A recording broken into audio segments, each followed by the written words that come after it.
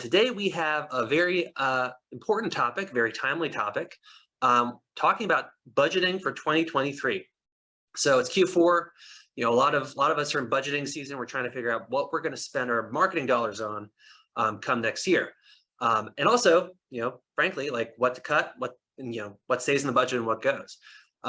So our goal in this session is to share some of our perspectives on what's hot and what might actually be useful for you guys in 2023, and also share like maybe what's not worth keeping around, and give you guys our perspective on that. So we got a little deck here presented, and we're going to dive right in. But before we do, who here is budgeting? Who here has their fiscal coming up in Q1 of next year? Let me know, and I'll as I pull up the deck here.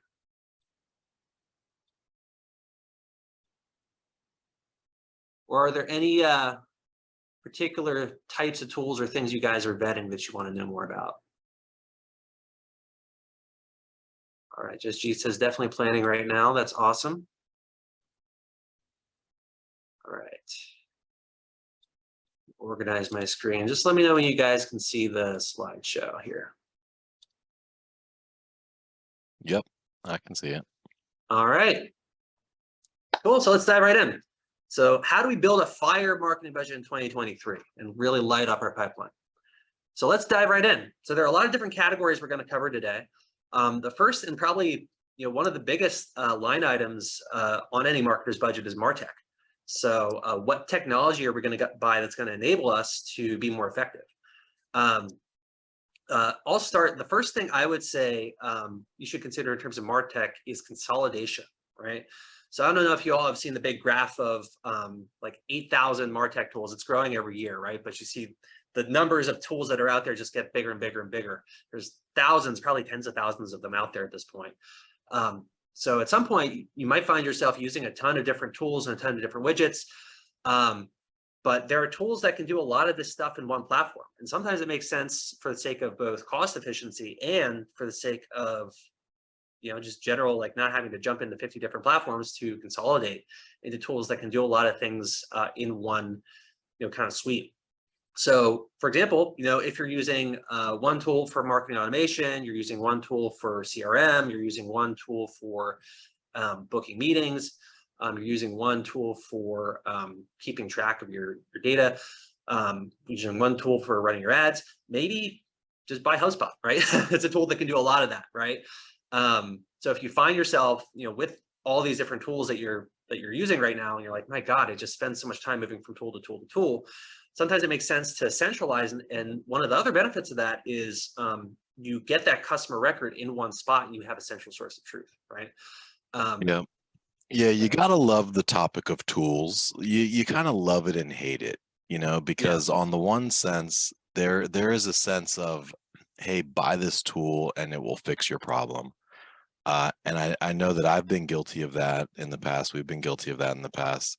So consolidation, I think, is a big one. So just look over your tool set first and foremost and just say, hey, is this redundant? Is there a different tool that I have that does this? That's just a major red flag. But then B is also like, am I really using this? Yeah. Like I've been guilty of, like, you buy a tool, it's $100 a month or 200 or, not a huge amount of money. And you just kind of, you're not really getting what you hoped for from it. So just look at your credit cards, like the things that are automatically pinging on your account. You could probably save like a good $200, $300, $400, $500. I've seen instances where, there's thousands to be saved on just that tool consolidation. If you're in a camp where, like to Jared's point, if your CRM or your system of record is separate from your email, for instance, like if you're using, say, Pipedrive for CRM and then Constant Contact or MailChimp or something for your email, that is definitely a consolidation play in most cases. And it's basically because the MailChimps of the world have been increasing their prices as they're adding features, while the HubSpots of the world have been actually decreasing prices and having kind of lower end offerings. So that's a good one. Yep. In our world, we use HubSpot. That's basically both our CRM and our marketing automation, and we're pretty happy with it in general. other tools that we use are meeting booking tools. So if you go to our website, you notice we've got this book a meeting. The thing is, and real quick for me, if you could just drop in the chat B2B or B2C. I'm imagining that it's mostly a B2B crowd in here. But in the B2B world, we're all really obsessed with this demo request. You know, that's our bottom of funnel conversion. But the fact is that nobody really wants to fill out a demo request form. If you think about it from the perspective of a user, it's like, I'm going to fill out this form. Usually it's going to take some time for this person to get back to me. And that might be, it might be immediate, like it might be very quick and that'd be great, but it might be a day or two. And at that point, I've forgotten about it. And I'm not in the mood to go back and forth looking at my calendar, you know, trying to say, hey, does Tuesday after 3 p.m., what time zone are you on? It's just a pain in the butt. You know, nobody really wants to do it. They're interested in your product, but they sometimes just have this cognitive dissonance of like, I don't really feel like it. Like maybe I can just like read more on the website. So that's why that second tool, the meeting bookings tools, is a big one. And I anticipate that lots of B2Bs and even some B2Cs will start providing these types of tools for that sort of instant gratification, like book with the sales team immediately. Yeah, because I mean, if you think about why people are filling out the form, like that's ultimately what they're expecting to do. So you can shortcut that whole process of back and forth just by letting the user do it. And then boom, problem solved. You have the sales meeting, which is what you both wanted anyway, right? Yeah. You know, one sort of micro note here, I'd say like if you're like a small sales team, if you have maybe like 1 or 2 reps, using like Calendly is fine, or if you're like B2C, or if you have a shorter sales cycle. You know, as you get more sophisticated, as you're sort of building out your sales team and ramping, and you have more reps and you need to route calls and everything like that, that's when I consider tools like Chili Piper. They're really like the gold standard in terms of like solving for, you know, calendar booking, right? So any problem you could envision as you scale, Chili Piper, a tool like Chili Piper is going to be able to solve that for you. Yeah, and then third there is not a new one, but it is a gap that I see a lot of folks are lacking is in the customer insights category. And this could be anything from user voice, like the ability to spin up polls and surveys on the fly. It could, and to heat mapping, to user session recording, or any other types of tools to give you insight into the actual experience that the customer is on. We love Hotjar. We've been using Hotjar for quite some time. It's pretty inexpensive. It's quite robust. It doesn't require a developer. Like you don't need to be really technical. You can the only technical part is installing it, which is just one snippet of code that goes across the pages that you would like to have tracked. But it's really, really useful and interesting. Like using Hotjar, you could, for instance, once it's installed, design and deploy a quick little survey that asks something like, who are you? Like, which of these are you? Are you persona A, persona B, persona C? And in that way, once you get 50 or 100 responses to that, like you'll have a really clear understanding of who it is actually on your site. And in a lot of cases, you might think that it's persona A mostly, but you'll find that it might be persona B or persona C, or there might be a significant percentage of personas or archetypes that you didn't even really consider. Yep. One other tool I'll throw in the mix here is a tool called Winter, Winter. That tool in particular is really good for B2B audiences, right? So if you're looking to hear from CIOs or CMOs or marketing directors or whatever that B2B audience is, that's a really good tool to get very specific insights from that group. As a marketer, it's super easy to get lost in the tools and tactics of sort of the day minutia of what we're doing. But at the end of the day, the insights you can get from a really well-crafted customer survey can make your 2023, right? For relatively cheap, compared to the output that you would get from that insight. So definitely worth investing in understanding your market better and understanding like how can I engage them in a way that's actually relevant to them, if that makes sense. Yeah, there's one other that we did that's not listed on here that I want to mention, like for any larger organizations, you most likely, no matter whether you like it or not, you most likely have disparate systems. Like you most likely have a data set over here in system A and a data set over there in system B, and they're disparate. In the more enterprise side of the market, a big trend, and I think for good reason, is coming down the pipe is called CDP, or customer data platform. There's a lot of confusion and misunderstanding about like where CRM ends and CDP begins, and where CDP begins and audience management tools or DMPs.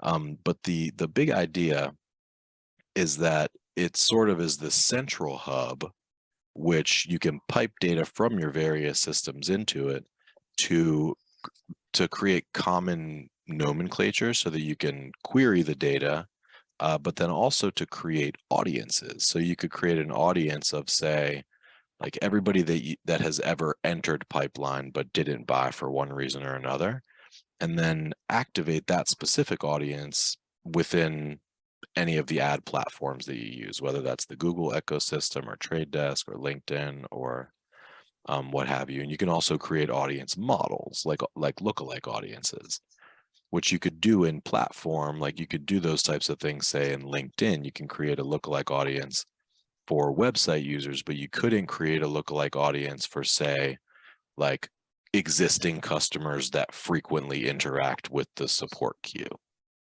You see what I mean? The leader in that market right now is an outfit called Segment. I believe the website is segment.io.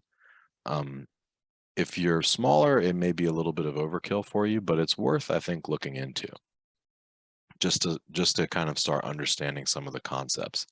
It is really a little bit convoluted, especially when you start talking about data lakes and data warehouses and CRM and CDP and DMPs.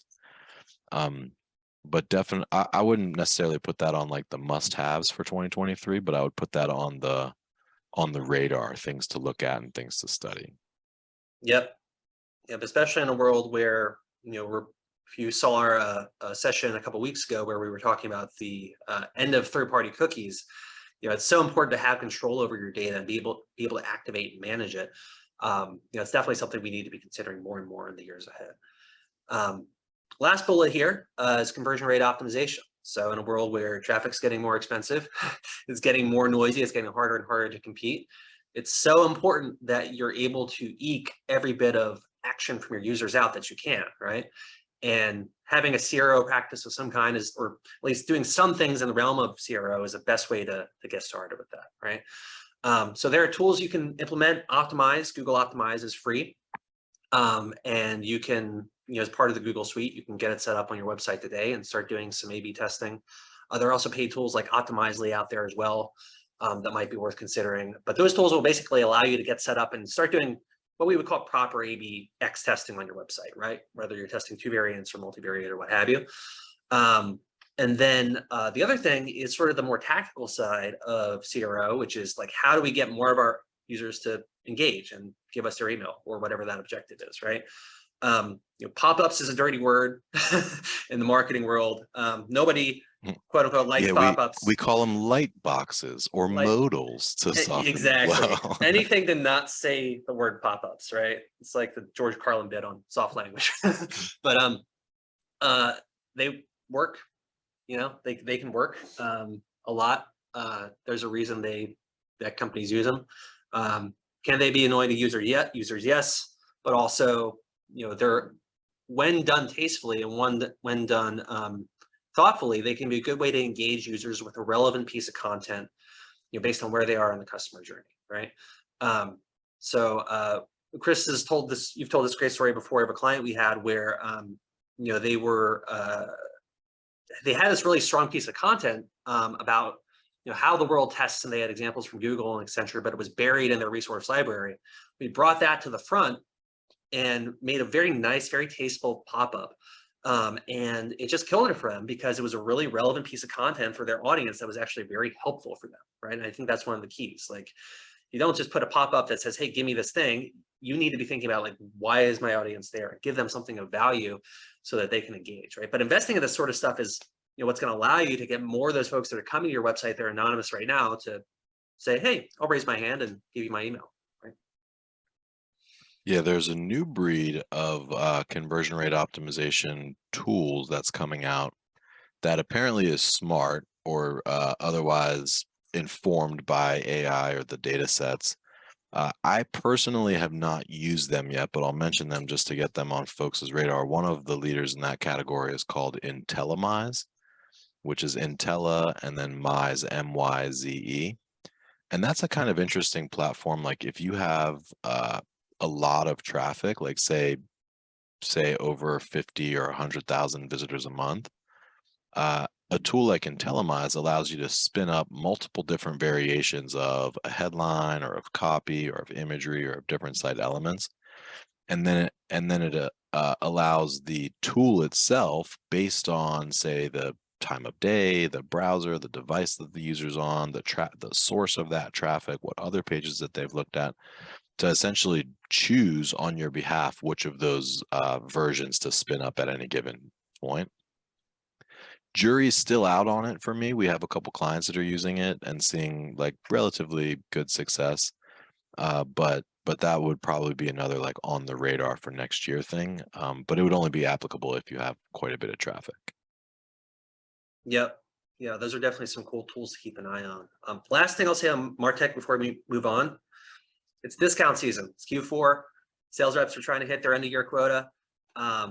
So this is a time to be shopping. If I mean, it kind of goes without saying, but use every lever that you can, right? Know that like these companies Don't are pay trying retail. to don't pay retail. Exactly. Yeah. If you're looking to buy HubSpot, hit up a partner like Web Mechanics. Like we have an in with them. We can get you the best discounts, right? You can get it hooked up, right? Find those angles where you can like really get the biggest bang for the buck, because it's holiday season. This is the season of giving. So go out there and get those deals. All right, data. So again, in a world where things are becoming increasingly privacy centric, it's important that we have control over and own our data, both in terms of measurement, so measuring what we're doing on our website, and also using data in a way that gets us in front of the right folks, right? So first thing here is Google Analytics 4. So we've had a couple of sessions of the Growth Clinic now talking about GA4. This is the time to hook it up. It's coming. The deadline is mid-year next year. Universal Analytics is going bye-bye. So if you haven't started, obviously create a GA4 instance, but if you haven't started setting it up yet, setting up your conversions and setting up all the events within GA4 and setting up your views and your reporting, now's a great time to get started with that and start building your analytics base for what's going to be the future of analytics. Yeah, and there are some alternatives to GA4. There's a lot of folks will use like a mix panel, for instance. I've heard some pretty good things about. We're a pretty Google focused shop in general, so we'll likely be sticking with GA4, but it wouldn't be a bad time. Like if you don't really use Google Analytics, then you might look at some of the other alternatives on the market. Yep. They are generally paid, but they do have some interesting features. Some of them are a little more user friendly, I would say, than GA4 and others. But check out Mixpanel among any others. But there's a lot of players entering that market right now, because some brands are saying, hey, I don't really use Google Analytics all that much. My source of truth is elsewhere already. So keep that in mind too. Yep. This next one here I put in the worth testing category is intent data, right? So some of you may have heard of some of these sources of intent data, which is essentially like an audience that is supposedly has some sign or is showing some signals of intent to buy your category of product or service, right? So this is especially huge in B2B. There are vendors like Bombora, which is very much based off of search intent. And then you have G2, which is using its own data from its website to say, hey, these people from these companies are checking out these categories of products, or they're checking out your product, for example, right? So especially if you're in a B2B industry, it's worth testing intent audiences. I would say that, take what the vendors say with a grain of salt, you know, and get clarity on what you're buying, right? I would say figure out like, okay, when I buy this set of onboard data or I buy this G2 audience, what action or what sign of intent am I actually buying here? But for example, if you're say a conversation intelligence software, and you want to engage people who are actively shopping for that product, G2 has a category for that you can buy, right? So that might be an example of something you would want to test, because those people, if they're on G2, they're probably actively shopping or at least in the consideration phase for that technology. But that's an audience you can essentially run ads against. You can give it to your SDRs so they can call against those companies that kind of meet those intent data criteria, and see if you can't get a higher conversion rate on. Yeah, there's other third-party audience marketplaces. One is called Deep Sync Labs, and it's pretty cool. You can go and basically browse these different categories, but think of it like Facebook interest targeting, except you can activate that data on Facebook or on LinkedIn or on the open web via Trade Desk or DV360 or anything that you're using. But they have some pretty interesting categories. Like they have things like in the market for auto versus in the market for Ford versus in the market for Ford pickup trucks versus business decision makers, employee count this, employee count that. And the way that works is pretty inexpensive to test, because it works basically as a CPM rider. So if you're paying like $10 CPMs or $20 CPMs on Facebook or LinkedIn or what have you, it would basically just bolt on anywhere from say 20 cents per 1,000 impressions to sometimes up to $2 or $3, depending on how sought after that individual audience segment is. Yep. So Jared, I'm looking at time here, man. It's flying. We're only 2 slides in and it's almost halfway over. Let's go a little bit quick, because I'd like to hear from the audience about like which topics they're more interested to talk about. Yeah. So just briefly on content. So, content is a huge area to invest in. 3 key areas. First is user-generated content and building relationships with creators, right? So, we were just having a great conversation with our head of paid social, Danny, about this. Chris, I don't know if you want to talk on this and some of what we're seeing on the boots on the ground. Absolutely.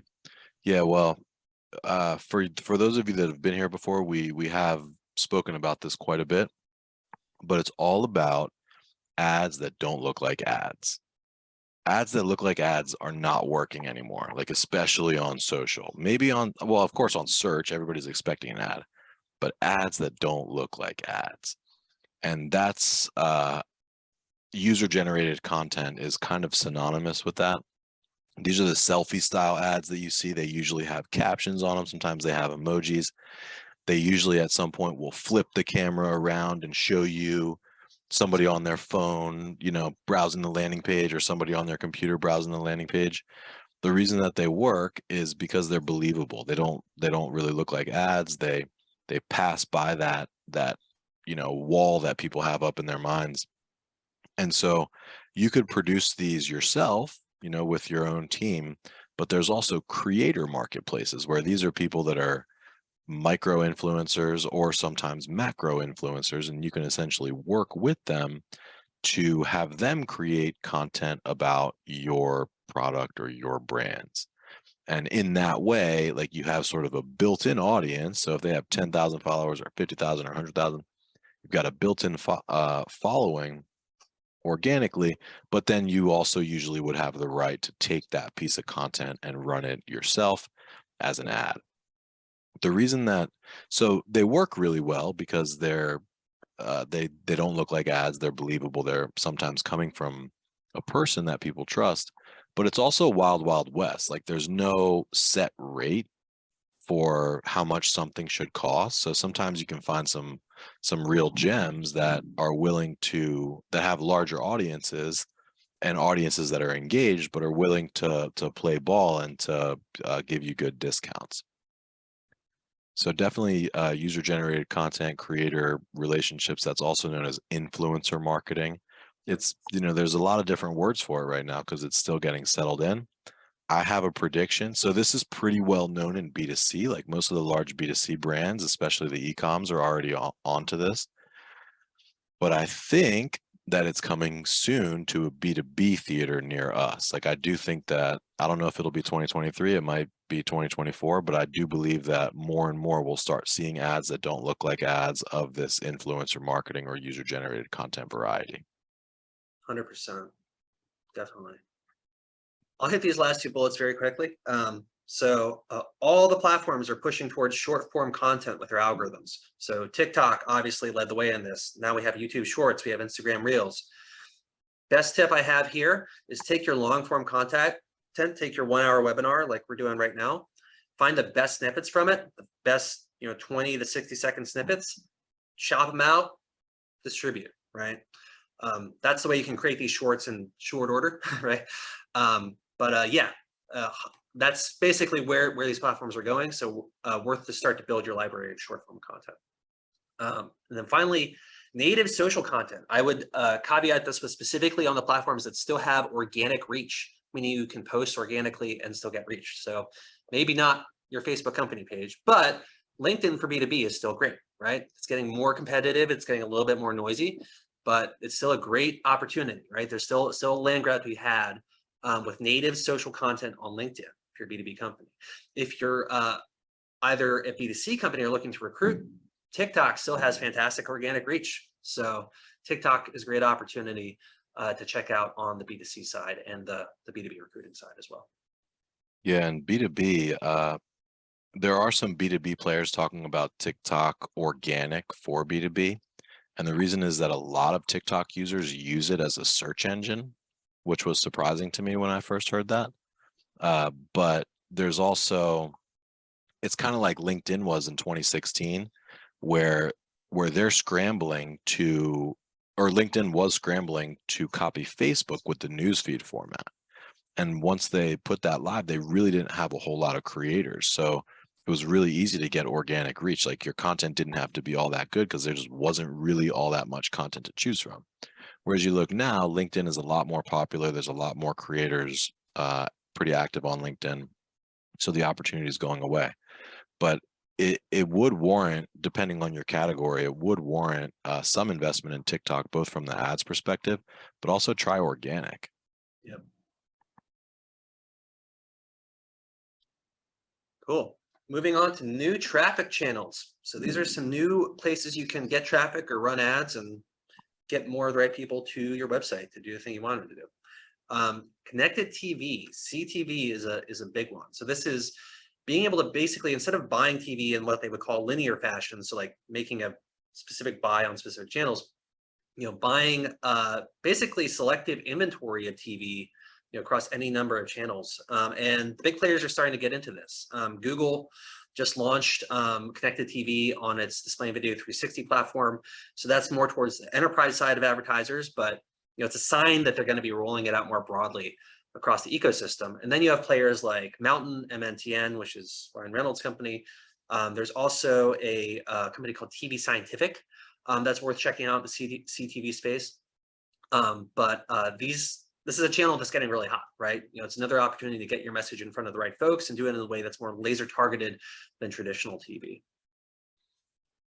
TikTok ads and organic we were just talking about, but if you're not doing it or if you haven't tried it yet, just do it. I mean, I know there might be some hesitancy, but just try it out. Just post a few talks and just kind of sort of see what happens. It is a good arbitrage opportunity. Yep. Email newsletters. So specifically what we mean by this is buying media through other people's email newsletters. And I'm remiss, Chris, I forgot the name of the company that we were just looking at, but there are companies out there now where you can buy very specific, especially in the B2B space, B2B placements in email newsletters, right? So this is kind of on the micro buy side, but very worth checking out if you have a niche audience that you really want to tap into, right? And the advantage of email is you have the people who are receiving the email newsletter have the trust and credibility of that person who's sending it, right? So if you want to associate yourself with that person, this is essentially another form of influencer marketing, right? So looking for those email newsletter buys can be a great way to really hone in on that right audience for relatively low cost compared to a larger buy with Google or Facebook. Sorry, I'm trying to look up the name of that tool. Yeah, We'll find it. we'll find it. If anyone's interested, just drop a note in the chat. We'll email it to you. Yep. And then finally, cold email is something that we all receive in our inbox every day. I would say it is getting harder to send cold email en masse. The spam filters are getting more and more strict, which creates an advantage if you're able to be very smart about who you're targeting and how you're reaching out to them and how you're personalizing that outreach, right? So for example, instead of reaching out to just some cold list of thousands of people that meet a certain title that's very broad, one thing you can do is start with, who am I connected to in my network, right? Or maybe I worked at a company where now all those people have gone on and become prospects for me, right? Think closer to your network and closer to like, how can I build relationships with, I hate to use this phrase, but the lowest hanging fruit, and personalize that outreach in a way that's more likely to resonate and get response. Chris, did you have something to add to that? Well, fun story. That technique that Jared just described is one that we came up with this morning. So we have a generally unsuccessful cold email campaign that was running. And Jared was like, hey, we got a response. We finally booked a meeting on this because we were just about to kill it. That meeting was booked by somebody that I used to work with ages ago at a different agency. And I'm like, oh, I know her. Like, I know her well. I have her cell phone. Like, we used to hang out sometimes. So what did Jared then do? Jared was like, okay, well, you probably used to work with a lot of people at that agency, and probably many of the people that you used to work with at that agency have since moved on to the client side. Mm-hmm. Right. And so so he's like, hey, so he does a quick LinkedIn sales navigator search. He's like, hey, there's 119, and like some of them work here and some of them work there, and that sounds good.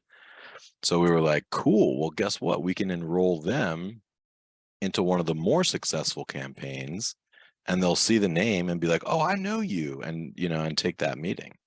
Yep. So I'll give you fresh out of the labs like this morning style. I'll give you guys two quick audiences. So do yourselves a favor, buy LinkedIn Sales Navigator, right? And create two lists. First list is the one Chris just described. So companies you used to work at where you had relationships, and specifically you want to target people whose that company was their previous company, so they're no longer working there, right? That fit your ideal customer profile criteria, personas, what have you, right? Second is look at your current or previous customer relationships, so customers, right? And build a list of people who used to work at those companies, right? But have since moved on. Those are what we would call your team travelers, right? So those are the people who've already likely experienced working with you or have heard of your name and are familiar with you, but have just moved to a different company. So best thing you can do is just reach out and say, hey, we may have worked together when you were at XYZ company. See, you're here now. Let's catch up, right? That's been a huge driver for us as well. So I'd highly recommend that.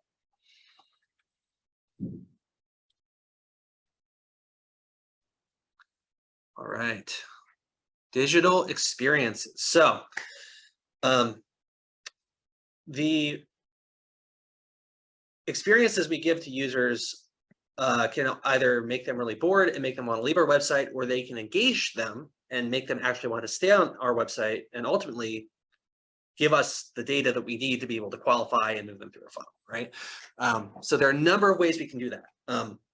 One approach is to use more interactive experiences like interactive guides or other content. So instead of saying, hey, fill out this form and download an ebook, you can create an interactive experience where the user can sort of move through your website, and as they're engaging with certain elements, you can start to fire events based on what they're doing, right? So you can kind of track what they're doing as they're engaging with your content. And you also give that user a chance to, experience, what you're trying to provide them in a way that's more engaging and more, compelling, right?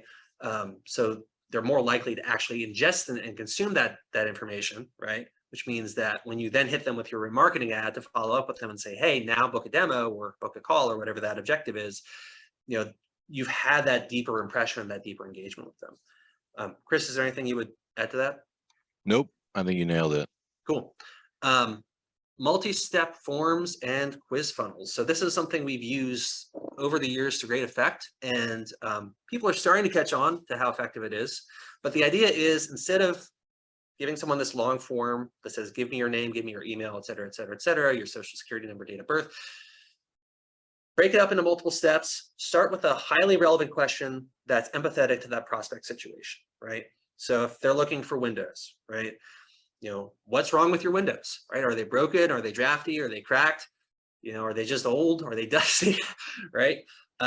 Meet the prospect where they are and ask them a series of questions. And as you do that, you can also qualify them, right? And say, is this a good prospect for us or not? So that, when it reaches the CRM, you have that data on, like, is this a good prospect or not? And your sales team can prioritize them accordingly. But also you can pass that information back to Facebook to say, hey, this one was a good one. Give us more of these, right? Or let's count this as a conversion, Facebook and Google, right? And then quiz funnels are something very similar to that. It's similar sort of concept, but it gives the user that opportunity to engage and feel more comfortable ultimately giving you their information at the end of that process. Yeah, we got to remember, our world is this, our addressable target market is this big. The part of that market that's ready to buy is like this big. So we have to provide something for the majority of the market who's somewhere between aware, curious, interested, but not quite ready to buy, something useful to do. So it's almost like our job as marketers is not necessarily to generate SQLs, but as much as it is necessarily to not scare people away. If I'm in the earlier stages and you send me to like a demo request form where I'm seeing this big long form asking me a bunch of questions, I'm out of there. But if I'm curious and you greet me with something like, hey, could this thing be right for you? Answer these 6 questions and get like a response, then I am way more likely to engage with that. Especially if there's something of value to be had on the other side. Yep. 100%. And at the very top of that funnel, you have social polls, right? So you can run poll ads on Facebook and Instagram, basically to ask a question that pre-segments an audience, right? So like, do you believe X is true? Yes or no, right? And, if your prospect is the person who would answer yes to that, then this is a great way to build that top of funnel audience of people who meet that initial criteria, right? So you build an audience, all the people who say yes to that poll, and then you can start to remarket to them with whatever that next step in your funnel is.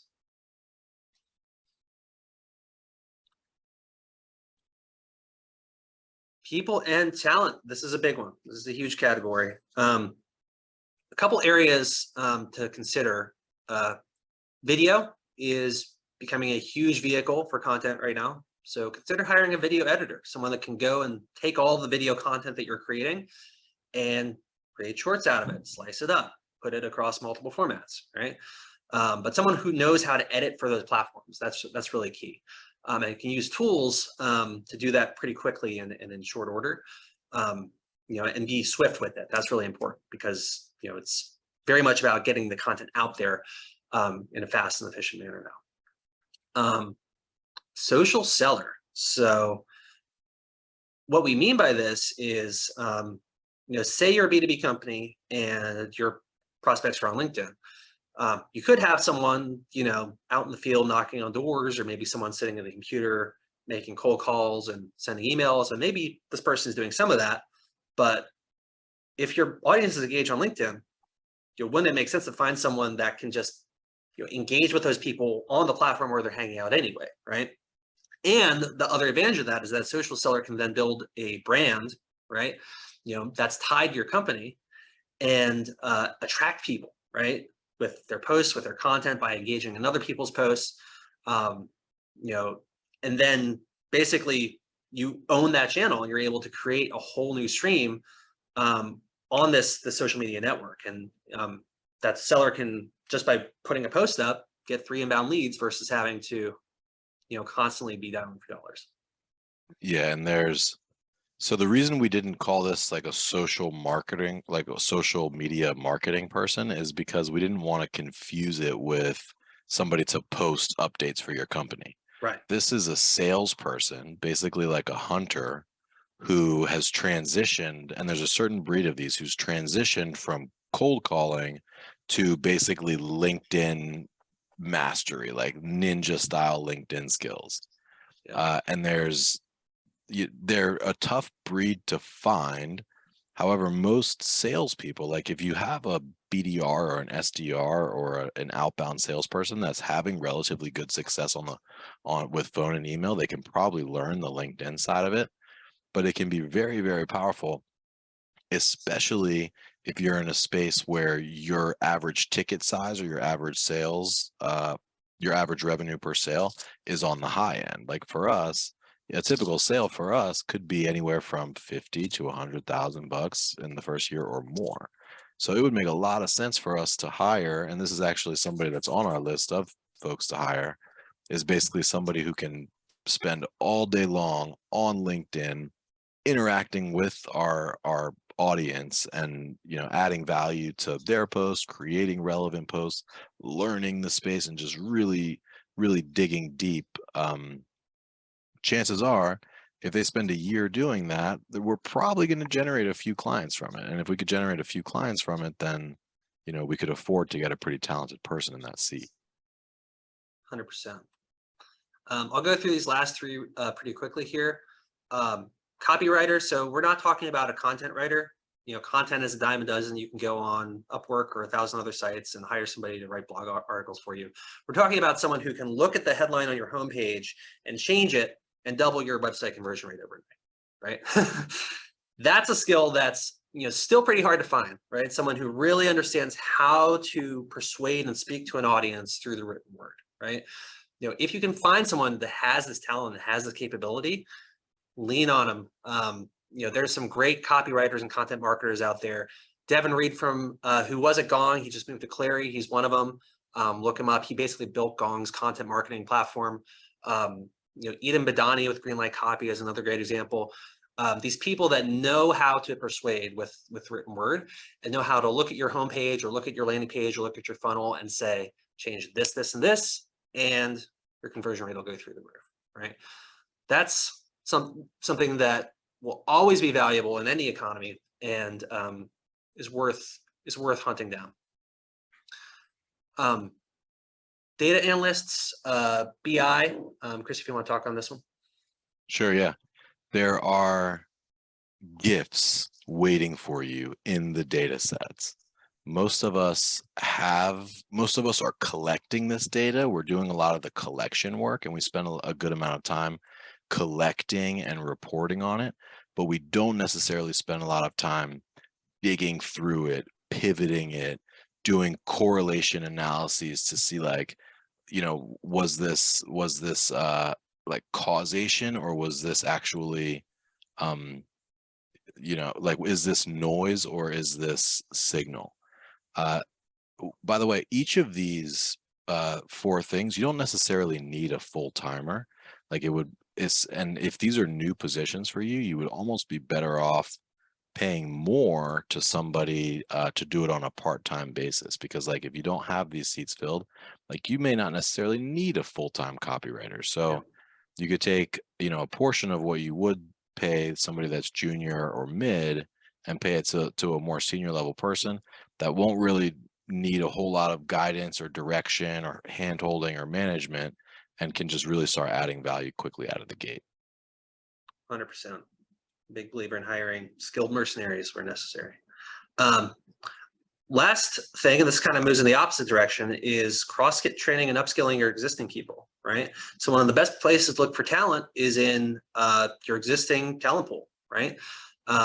You may have a lot of folks in your team. Some of them are junior, but eager and willing to learn, willing to come up. give them those opportunities to cross-train and get better at certain skills that the company needs so that they can grow in their positions and grow in their careers. There's actually a great podcast that Chris did with Christian Campagnolo. He is the CMO of Reviture, where he talks about this and how he structures new hires' experiences in such a way that they have these opportunities to train and upskill and grow with the company. So if I'm able to dig that up here in the last few minutes, I'll drop that in the chat. But huge untapped opportunity. We've done it for ourselves here at Web Mechanics. I'm a product of it. I started at Web Mechanics. I knew how to write, and that's about it. And now I'm heading marketing for the company, right? So massive opportunity, huge lifetime value potential in terms of growing your existing talent. Even if they leave and go to another company, they're going to talk about you. It's going to be good karma. Just take it from us. It's worth doing. Yeah, a couple specific examples for you. Take your content writers, teach them a little bit of SEO, just a little bit, just the 20% of on-page SEO that they need, and it's fire. Take your social media manager or your community manager, show them just a little bit about video editing. Get them a subscription to Descript.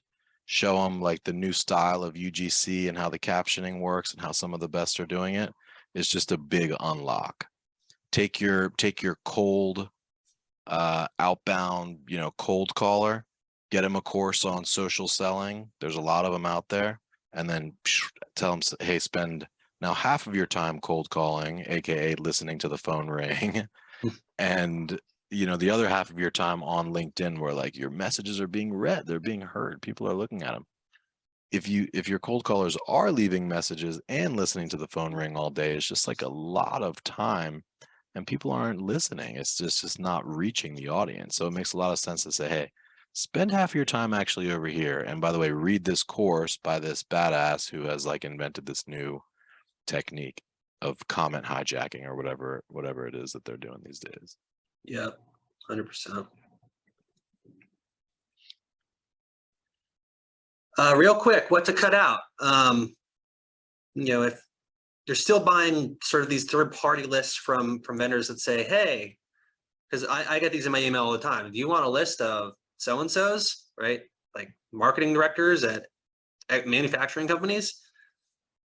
Probably not gonna be useful that long. I mean, and if you're buying it for ad targeting, it's especially if you're buying like a list of people who are cookied, that sort of targeting is going to be going away as the privacy regulations and the changes get more and more strict, right? So that's definitely an area to reconsider.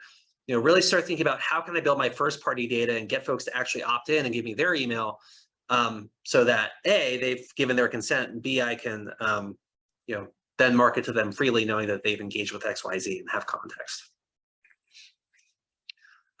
Cannibalistic brand search spend. This is a big one. So if you're spending a lot of money on paid search, especially on if branded spend is a relatively large portion of that, it used to be that the cost of running search, or the cost of particularly running search on your brand to protect your brand, was that there are going to be a lot of instances where your competitors just aren't there, and it's just you have the #1 SEO listing, and you're running an ad. People are going to click your ad anyway, and you're basically paying for a click that you didn't need to pay for, right? Well, now there are technologies out there. Brand AI is one that we're bringing to market that allows you to basically say, hey, if I have the #1 SEO listing and there are no competitors showing up, don't show my ad, right? Then only run my ad when competitors are showing up, so that I can protect my brand, right? And that can apply to like non-branded search too. So if you have the #1 SEO listing and competitors are bidding on it, you can save money there too, right? But you no longer have to just pay the tax to Google for protecting your brand. You can now only protect your brand when it's necessary and save money otherwise. Low quality lead sources. So one thing you can do at the end of the year is pull down all your different sources of leads, right?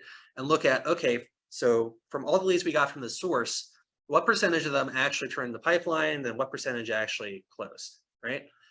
And you might find something in there, like maybe you look at content syndication and 0.01% of the 1,000 leads that you generated actually entered pipeline, and then you close one deal from it, right? Maybe you want to reconsider that channel versus some other channels that, maybe are a bit more efficient, maybe are pulling in customers at a better rate and closing at a higher rate with a shorter sales cycle. So really focus on like, what are my top lead sources?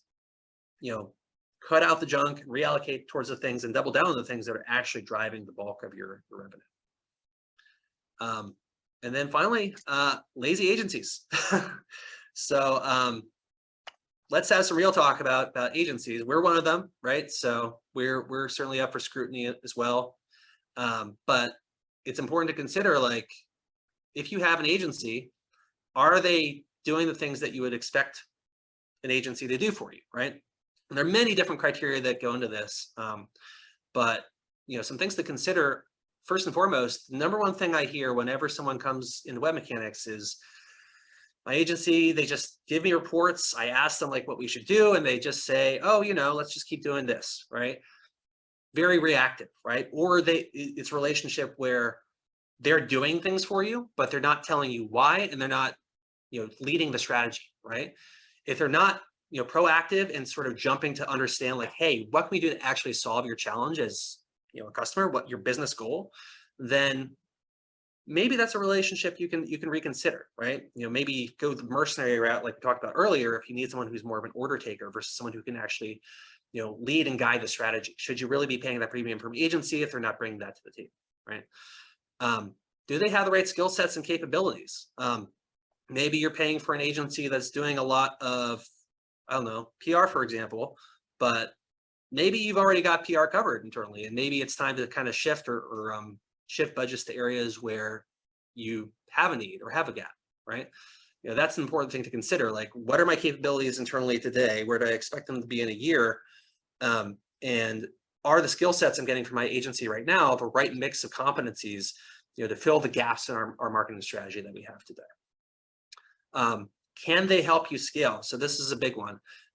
So maybe, you're running ads, say Google Ads is a big channel for you, and you just can't seem to get above 50K a month. And your agency is saying, yes, we're pushing it. We're trying different things, but it's kind of vague and you don't really know, like, okay, but why? Like, I have $250,000 a month to spend, but whenever we try to do that, like, our cost per acquisition goes through the roof, right? Or we're wasting money at that point. That's a point where it might be time to reconsider and look at an agency that has the skill sets to get you to that level, right? So if you find like you're trying to grow, but your agency just can't like kind of get over that plateau, maybe it's time to start shopping and looking at what other options are out there and some different expertise. And last thing I'd say is, do you enjoy working with them, right? Like, do you get along with your agency? Like, when you or your team jump on a call with your agency, like, do you have a good rapport? Are you working well together? Are you kind of hand in hand? Do you feel like you're on the same team? Do you feel like you're rowing in the same direction, accomplishing objectives together? Or does it feel like there's just this weird kind of disconnect and separation? Or worse, maybe there's, maybe it's just not a good working relationship, right?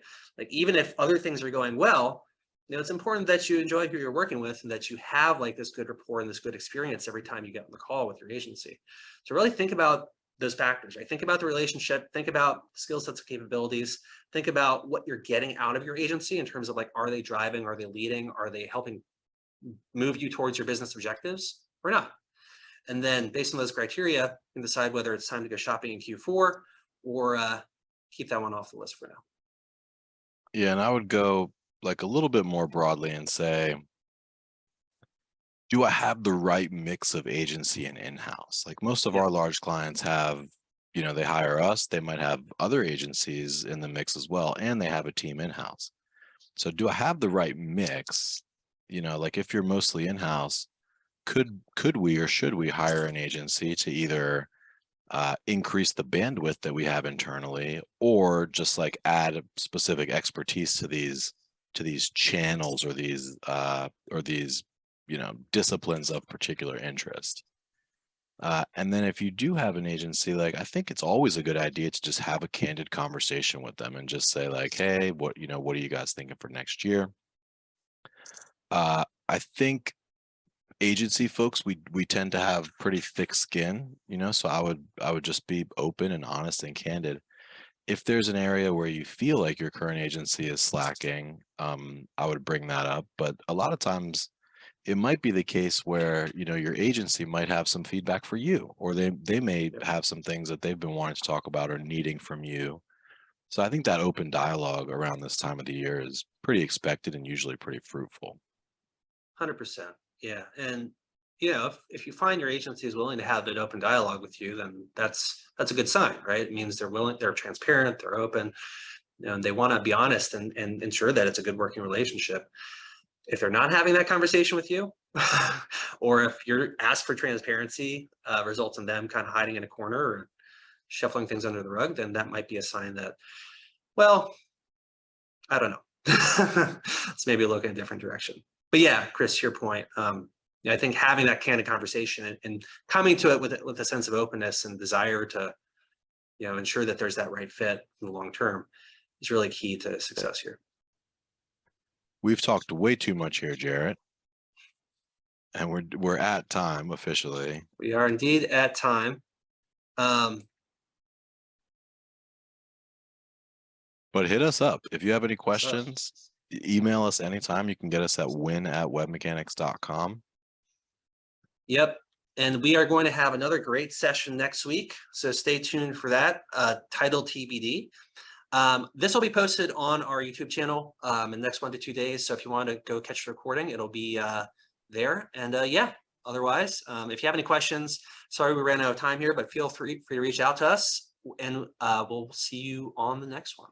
Thanks for coming, everybody. We'll see you so next much. time. Bye. Talk soon.